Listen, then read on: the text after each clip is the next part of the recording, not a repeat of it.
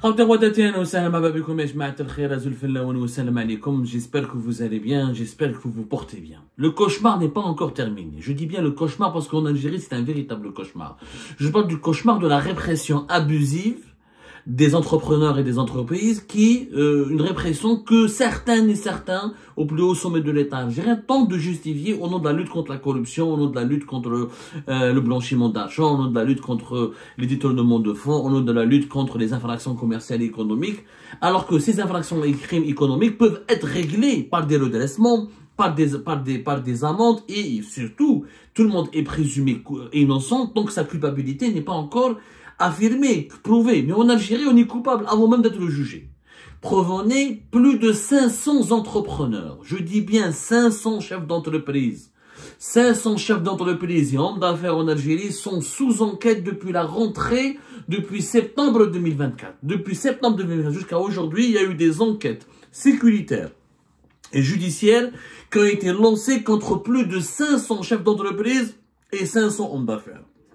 Différentes entreprises dans différents domaines, l'immobilier, le BTP, les services, l'import-export, le commerce de gros, le commerce de détail, la petite industrie, la grande industrie, l'agroalimentaire, le pharmaceutique. Tout le monde est sous enquête. Et des enquêtes motivées par quoi? Des soupçons, des rumeurs, à des crédits non remboursés, à des chipas, à des pots de vin, à des dépassements, non déclarés, quelques violations par rapport au respect des obligations fiscales, des enquêtes, mais des enquêtes rudes. C'est-à-dire, attention, quand on fait une enquête en Algérie, c'est pas n'importe quoi. Et quand on en fait une enquête, normalement, on fait une enquête à charge et à décharge. C'est-à-dire que on essaie de comprendre, on essaie de trouver on essaie de trouver à la fois les arguments pour accabler, accuser, mais aussi on laisse le bénéfice de doute pour la personne qui est sous enquête de prouver son innocence. Mais en Algérie, on fait du fichage, suivi, fait les écoutes, les filatures, la surveillance de près, les surveillances au niveau des aéroports et des ports, la surveillance des flux financiers, la surveillance des comptes bancaires, des opérations commerciales, interroger comment on appelle ça, les employés, des interrogatoires, des auditions chaque semaine, des convocations de façon régulière. Les entrepreneurs aujourd'hui en Algérie n'arrivent plus à travailler, ils passent plus leur temps dans les tribunaux et au niveau des bureaux de la direction générale des impôts, des contrôleurs, on a les impôts, on a les directions de commerce, on a les assurances sociales, que dans leur propre bureau d'entreprise à pouvoir créer des emplois ou à fructifier leurs investissements. Il y a un climat de répression totale. Ça me rappelle ce qui va se passer d'ici début de l'année 2025.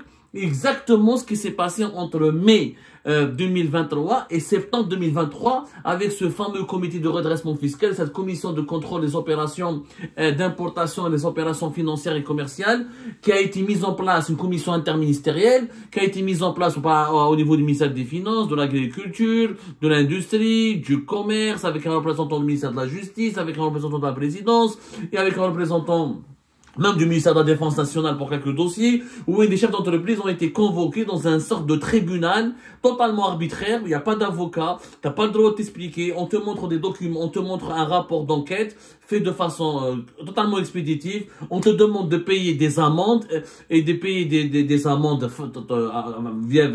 quelquefois avec des montants qui dépassent les 1 million d'euros. Dans certaines entreprises, on leur a signifié des amendes qui sont estimées entre 4 jusqu'à même 5 millions d'euros. Et si tu t'engages pas à payer le jour même de l'audition, le jour même devant cette commission interministérielle, si tu t'engages pas à signer le document, tu t'engages à signer, et tu laisses ton passeport devant les membres le jour de l'audition, tu laisses ton passeport et il risque même de t'inculper et de te mettre en prison. Rappelez-vous ce qui s'est passé entre mai 2000, c'est une raquette. Ça a été raqué. Plus de 1200 importateurs et presque 2000 sociétés ont été concernées et mises sous enquête pour leurs opérations d'importation ou de matières premières ou de produits finis entre 2010 à de 2009-2008 jusqu'à 2019. On a planché, ils ont épluché les camps de 10 années, mais sans qu'il y ait un droit aux entreprises de s'expliquer, sans qu'il y ait une contre-enquête, sans qu'il y ait des procès équitables, sans qu'il y ait des vérifications minutieuses ou des enquêtes à charge et à décharge.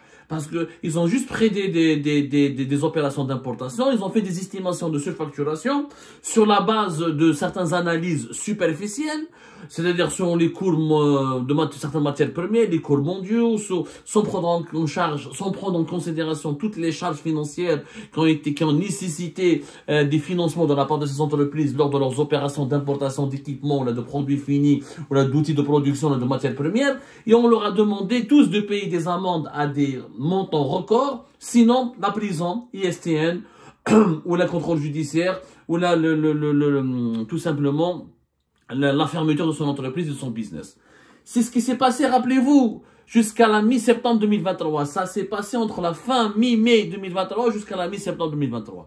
Rebelote, le même scénario. Mais jusqu'à aujourd'hui, on emprisonne des entreprises, des entrepreneurs, on casse en place des entreprises sous l'administration et sous le contrôle des autorités de l'État, on ferme des usines, on ferme des comptes bancaires, on ferme des commerces, on condamne à la prison des commerçants. Les acteurs, jamais les acteurs de l'économie algérienne n'ont été aussi persécutés, aussi réprimés. Quelquefois, sans même bénéficier de procès équitables. Encore une fois, on ne fait de la prison que lorsqu'on commet un crime grave. Pour les affaires financières qui ne relèvent pas, parce qu'un entrepreneur ne vole pas son argent, ne vole pas son entreprise. Il y a une différence entre un homme d'affaires qui a eu quelques infractions commerciales et financières par rapport à des remboursements de crédit, par rapport à des non-déclarations de certaines de ces recettes, non paiement de certaines cotisations sociales et patronales, par rapport à ces bilans comptables. Il y a des erreurs, des maladresses, de la tricherie, mais qui peuvent être tout simplement corrigées avec des amendes financières, avec du sursis, avec des avertissements, mais surtout des amendes. En Algérie, on n'a pas la culture de l'amende, on n'a pas la culture de l'avertissement, on n'a pas la culture du sursis. Je ne sais même pas combien de prisonniers nous avons. J'ai l'impression, depuis 2022, d'ailleurs depuis 2021, 2022, on a dépassé la barre des 90 000 prisonniers. Il n'y a aucune statistique claire là-dessus. Il y a eu des libérations plus tard, il y a eu des remises en liberté, et puis on remet toujours des gens en prison. L'emprisonnement est devenu totalement banal. Les mandats de dépôt sont délivrés comme si nous étions dans une boulangerie qui distribue les petits pains au chocolat ou les croissants. C'est incroyable. 500 entrepreneurs, beaucoup d'entre eux sont déjà sous contrôle judiciaire, ou là sous ISTN, ils ne peuvent pas quitter le territoire national, ou là on leur a fermé des comptes bancaires, on leur a fermé des lignes de crédit, on leur a fermé, même pour certains, on leur a fermé quelques entreprises, on leur a retiré des registres de commerce, certains sont même en prison. Il y a des dossiers. Nous avons des dossiers sur lesquels nous travaillons avec des normes. Il y a des groupes économiques, des groupes privés importants, où le patron, ou les chefs d'entreprise, ou les actionnaires, ou leurs enfants sont emprisonnés, ou d'autres sont sous contrôle judiciaire. Pourquoi? Soupçon transfert illicite de devises, blanchiment d'argent soi-disant, non-paiement, non-remboursement de certains crédits, non-déclaration, non-respect de certaines déclarations de certaines obligations fiscales, de certaines obligations déclaratives au niveau de l'assurance sociale, des infractions qui peuvent être corrigées. Alors, il faut comprendre, les entreprises algériennes, elles évoluent dans un contexte instable, réglementé, des lois qui changent tout le temps, des règlements qui changent tout le temps, une croissance économique terne, un pays complètement fermé, des secteurs économiques totalement monopolisés par l'État, la concurrence de l'informel, la concurrence déloyale du marché informel et des produits importés, les manques de qualification des ressources humaines, un marché déstructuré, la dictature des bazars. C'est extrêmement compliqué d'être entrepreneur en Algérie. Mais au lieu d'encourager les entreprises, les entrepreneurs, de les guider, de les accompagner, nous les mettons en prison. Nous les mettons sous contrôle judiciaire. Nous les persécutons. C'est ça la vérité. Parce que le discours officiel, nous soutenons les entreprises. Mais qui soutient les entreprises? Alors, je vois les reportages qui sont diffusés par les médias algériens. Vous avez des élections de commerce, des élections de contrôle, des infractions à la fraude, ils font des tours chez les grossistes, chez les commerçants, ils ramènent la presse avec eux, ou les commerçants, ils les laissent même pas parler. Tu fais de la spéculation. J'ai vu une récente vidéo à Samar. Samar, c'est à côté, pas loin d'Alger, pas loin de Harrach et Alger, c'est la zone principale des grossistes et des gros grossistes des produits agroalimentaires. Il y a une dizaine de journalistes qui accompagnent les inspections, les inspecteurs des élections de commerce et de lutte contre la fraude, qui tombent sur un commerçant, ils lui disent, tu es en train de détourner le rose, tu es en train de légumes secs, mais je ne détourne rien, ma cache rose, ma cache l'importation. L'État, il a restreint les importations. Comment voulez-vous que je vende en quantité suffisante du riz ou du café ou des légumes secs alors que l'État n'importe plus? Il a limité les importations. L'inspecteur, non, on importe quand les produits sont disponibles. Le commerçant, suis-moi, montre-moi les quantités qui sont suffisantes pour alimenter tout le marché national. Et là, bien sûr, les médias algériens ils coupent les séquences et on glorifie, on met en avant, on met uniquement en valeur l'officiel, le fonctionnaire de l'État qui réprime, qui écrase, qui humilie, qui rabaisse l'entrepreneur. Or, qui crée la richesse dans un pays? C'est l'entrepreneur, c'est le commerçant, c'est le chef d'entreprise. C'est l'industriel, c'est pas le fonctionnaire, c'est pas le policier, c'est pas le gendarme, c'est pas le militaire, c'est pas le président, c'est l'entreprise, c'est le secteur privé. Ce secteur privé, il est tout le temps surveillé, suspecté, soupçonné, persécuté, traîné dans la boue, harcelé devant les tribunaux, harcelé par les services de sécurité. À un moment donné, les chefs d'entreprise vont en avoir marre. Beaucoup d'entre eux sont en train de quitter le pays, beaucoup d'entre eux convertissent leurs économies en euros. C'est pour ça que ça a provoqué la flambée de l'euro. Ils sont en train de mener le pays et d'essayer de transférer leur fortune à l'étranger parce qu'ils ont peur de rester en Algérie. Et moi, je les comprends totalement. D'un autre côté, il y a quand même un risque. Il y a un risque énorme. Le risque, c'est quoi? C'est la paralysie de l'économie nationale. Il y a une paralysie de l'économie en Algérie. Aujourd'hui, il n'y a plus de projets qui se lancent. Le privé, on raconte, la Banque d'Algérie donne des chiffres, on donne des crédits. Mais à qui? Je mets Kamel Moula, je mets le CREA, le Conseil du renouveau économique algérien. Donc oui, ils prennent des crédits. Ils ont fait quoi avec ces crédits? Ça fait depuis 2023, on a des milliards d'annonces, des projets, Decathlon, une annonce à Zara, ils ont fermé les boutiques. Decathlon va fabriquer des articles. Mais je n'ai les vêtements Decathlon fabriqués en Algérie, on ne les a pas trouvés. Des projets importants, ils ont annoncé, chaque fois c'est des chiffres qui se contredisent, des chiffres contradictoires, des chiffres fallacieux, fantasmagoriques, on annonce des milliards et des milliards d'investissements en dinars et en devises. Il y a pas d'investissement. En Algérie, le chômage explose. Les jeunes ne rêvent que d'une seule chose, ou l'allocation de chômage, ou le harga. L'inflation, elle est toujours élevée. Les pénuries, elles sont toujours là. La hausse des prix, elle est incessante. À un moment donné, mais j'ai l'impression que le régime algérien, il veut faire quoi? Il veut faire une économie sans entrepreneurs. Voilà. Moi, je pense que le régime actuel, il veut faire une économie sans entreprise, sans entrepreneurs. Il veut faire des médias sans journalistes, indépendants, etc. Il veut faire une vie politique sans parti politique. Voilà, il veut tout faire lui seul. On ne peut pas faire une économie si on n'a pas besoin de médias libres. Voilà, un pays peut ne pas avoir besoin de médias libres. On peut partir du principe, même si les médias libres sont importants pour la stabilité d'un pays, pour le droit, pour l'épanouissement de l'individu, pour la défense de l'intérêt général et des droits des citoyennes et des citoyens. Mais on peut dire qu'on peut être une dictature, mais qu'est-ce que les médias libres? On peut être une dictature, il n'y a pas de parti libre. Mais tu peux pas ne pas faire des entreprises.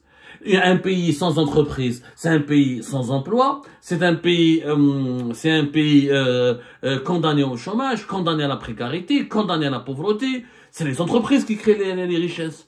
Mais avec le régime actuel, les licences, les autorisations, les restrictions, la répression, les interdictions, les monopoles, on est en train de revenir petit à petit vers la période socialiste. Or, le socialisme, il a fait faillite. Chef en Algérie des années 70, elle a abouti avec octobre 88.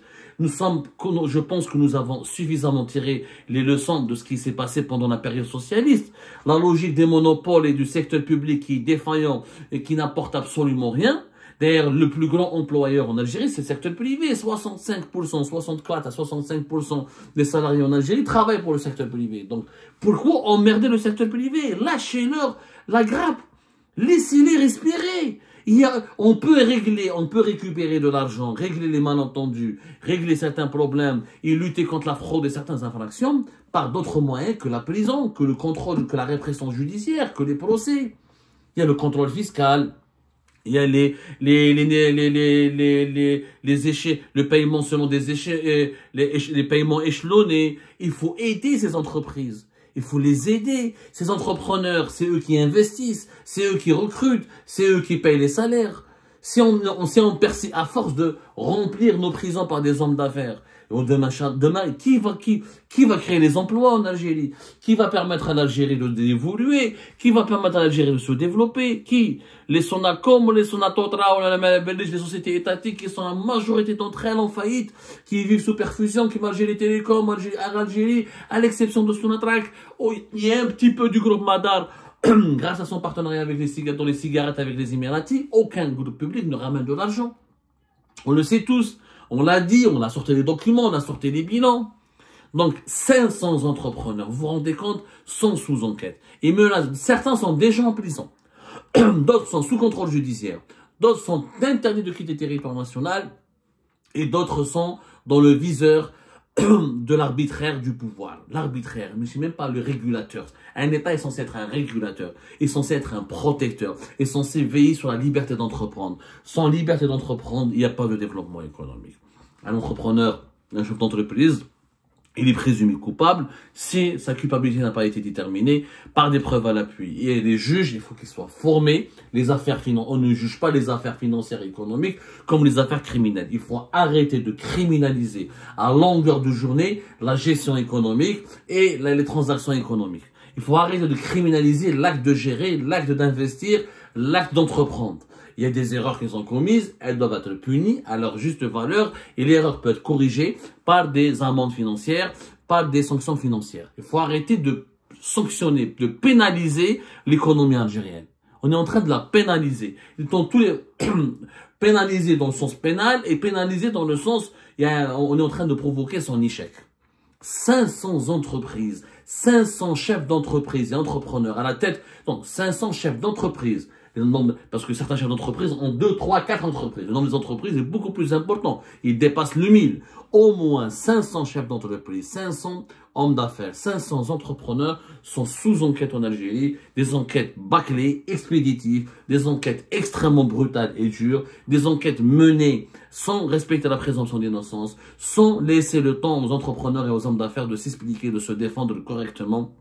Des enquêtes à charge, et non pas à charge et à décharge, des enquêtes qui veulent tout simplement la ruine du secteur économique de notre pays, ce qui va aggraver son sous-développement. Et ce jour-là, dans les années à venir, nous allons payer cash, c'est-à-dire la destruction progressive et incessante de nos meilleures forces économiques et de nos entreprises, et cette chasse à nos entrepreneurs, nous allons la payer très très cher dans les jours à venir.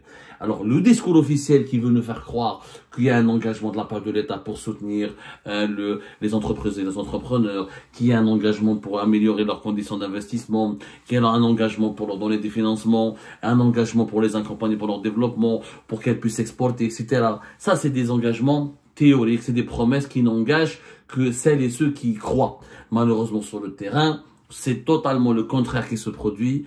La surveillance, la traque, la filature, les procès, l'harcèlement judiciaire, l'harcèlement administratif et fiscal, les obstacles, la suspicion permanente, la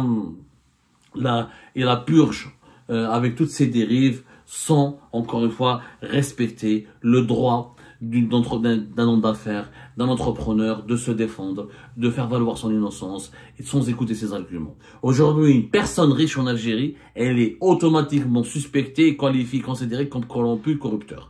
En Algérie, aujourd'hui, on a tellement criminalisé l'acte d'enrichir et de gagner de l'argent et d'entreprendre, même les personnes riches, mais je ne pas pour mobile. Donc, je discute avec des sources, même si quand on a des belles voitures, on les cache, on les revend, on les fait le garage, parce que dès qu'on passe par un barrage, on est directement contrôlé. Ah, tu as une belle voiture, ou tu es un voleur, ou tu es un importateur, ou tu es un spéculateur, ou tu es un corrupteur.